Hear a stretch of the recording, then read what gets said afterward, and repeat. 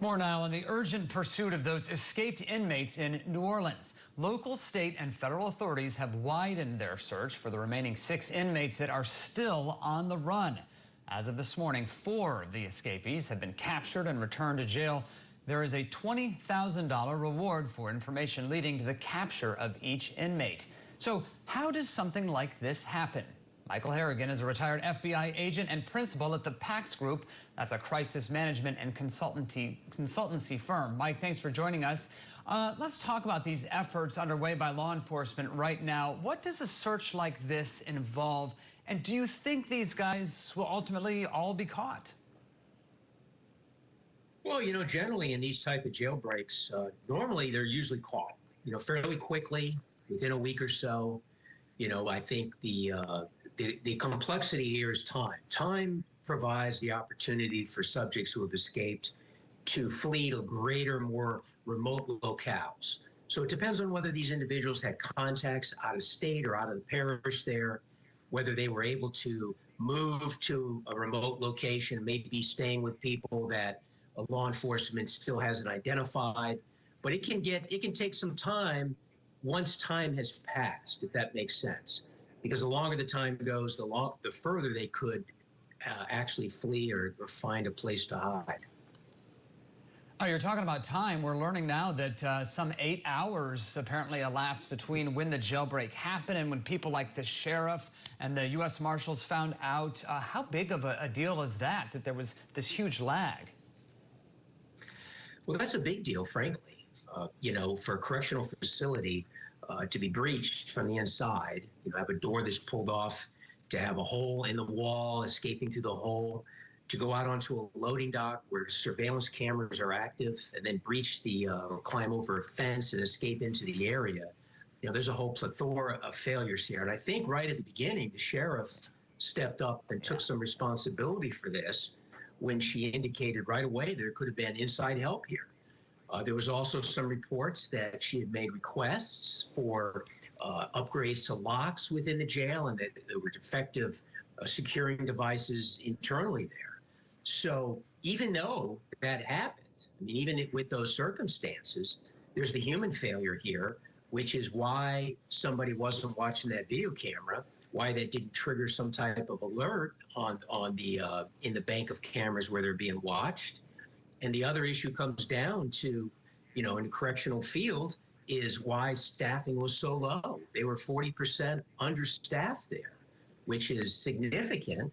But as a whole, the correctional profession is a tough profession. It's probably one of the toughest professions within the field of law enforcement in the correctional chain, from arrest to incarceration. It's a tough job, and it's hard to staff these places fully. But here, you have the potential for inside assistance. You have degradation of the actual building, and then you have the fact that somebody didn't even see them leaving. And to add to that was the delayed report. It was a delayed report that took 8 hours for them to identify that these individuals were gone, which is a great concern to the community as these individuals are out there moving around. And Mike, you also had them with the markers taunting the guards. Writing LOL and other messages on the wall. So it wasn't just that they were able to escape, but maybe even, I don't know, have some fun doing it?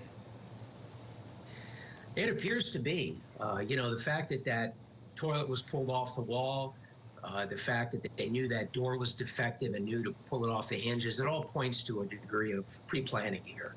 So these inmates either worked together, or a few of them did, in advance to capitalize on these weaknesses. And the question becomes, with the toilet pulling off the wall, how is it secured, and did it take some assistance by somebody on the other side of the wall to loosen the securing devices? So there's a lot going on here, and I think the inmates clearly capitalized on a reduced staffing and poor procedures there, and they appeared to feel as if it was very easy getting out, and it wasn't a huge lift for them. So yeah, those little scrawled messages aren't surprising, but it just points to the levity they felt in their ability to get out of there. Mike, are you going to be surprised if we learn that there was inside help here, or is this a sort of thing where there's a will, there's a way?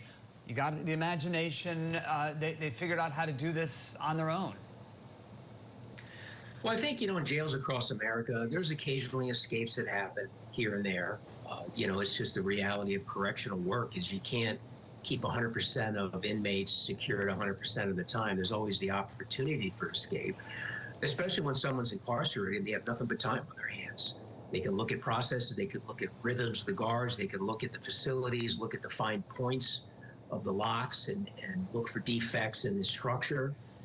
So I think that, frankly, here, the sheriff stepping right up and saying that she felt there could not have been an escape without inside help gives us the strong indication that she knows that there's somebody inside that assisted here.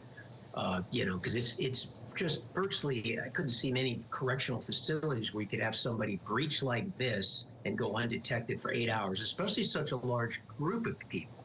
So this is something that clearly the sheriff's department down there, the jail personnel, the supervision, actually the executive leadership have some challenges to address here in their internal selection of candidates and their internal vetting of who becomes a correctional officer. But then it comes back to the fact that it's a pretty thankless job. Salaries are generally lower than other areas in law enforcement, and it's hard to get these places staffed. Well, the search goes on.